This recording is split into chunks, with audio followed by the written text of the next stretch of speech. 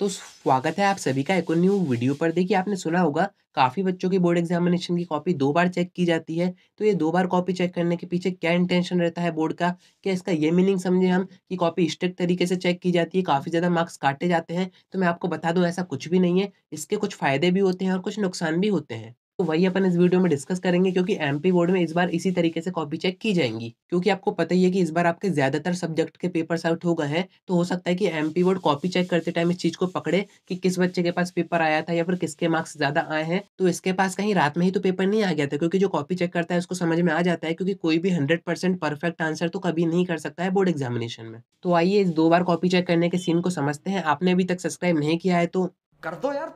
तुम्हारे पैसे थोड़ी ना कट रहे हैं, कर दो।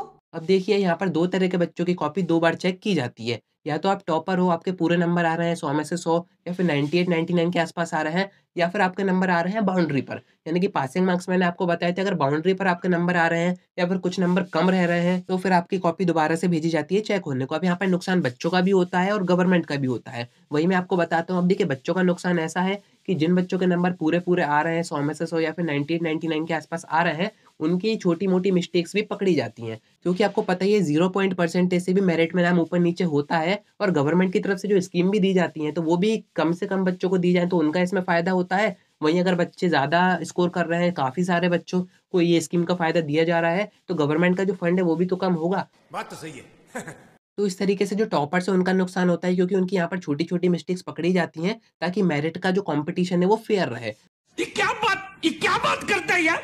वहीं पर बच्चों का फ़ायदा कैसे होता है, तो जो बच्चे बाउंड्री के पास होते हैं, पासिंग मार्क्स में 1-2 नंबर कम रह जाते हैं उनके, तो उनकी कॉपी दोबारा से चेक की जाती है कि इसके 1-2 नंबर बढ़ा के इसको पास कर दिया जाए। ग्रेस की बात मैं नहीं कर रहा हूँ, ये एक एमपी बोर्ड के टीचर्स में आप दया का भाव मान सकते हैं कि वो आपको पास कर देते हैं, कुछ नंबर्स दे के एक्स्ट्रा भी अपनी तरफ से। क्योंकि एमपी बोर्ड का जो रिज़ल्ट है वो काफ़ी डाउन रहता है, और गवर्नमेंट यही चाहती है, बोर्ड यही चाहता है कि एमपी बोर्ड के जो बच्चे हैं, उनका जो रिज़ल्ट है वो अच्छा आए, पास तो वो हो ही जाए। तो यहाँ पर उन बच्चों को पास कर दिया जाता है। बाकी जो बच्चे एवरेज होते हैं, जिनके नंबर बीच में होते हैं, उनके साथ कोई छेड़-छाड़ नहीं होती है। उनकी एक ही बार कॉपी चेक होती है, बोर्ड में नंबर भेज दिए जाते हैं और रिज़ल्ट बना दिया जाता है। अच्छा, ठीक है। तो यहाँ पर आप समझ गए होंगे किन बच्चों की कॉपी 2 बार चेक होती है। तो अगर आप टॉपर्स हैं, तो यहाँ पर आपको थोड़ी-सी डरने की बात है। मेरे साथ अन्याय हुआ है। बाकी अगर आप बाउंड्री पर हैं, पासिंग मार्क्स आपके नहीं आ रहे हैं, तो यहाँ पर आप थोड़ा-सा खुश हो सकते हो, क्योंकि दोबारा जो कॉपी चेक की जाती है, उसमें आपके फिर से कहीं न कहीं नंबर दे के उनको बढ़ा दिया जाता है। इतना सुकून। तो आज की वीडियो में इतना ही। कोई डाउट आता है कमेंट कर सकते हैं, या फिर आप मुझसे इंस्टा पर डीएम करके बात कर सकते हैं।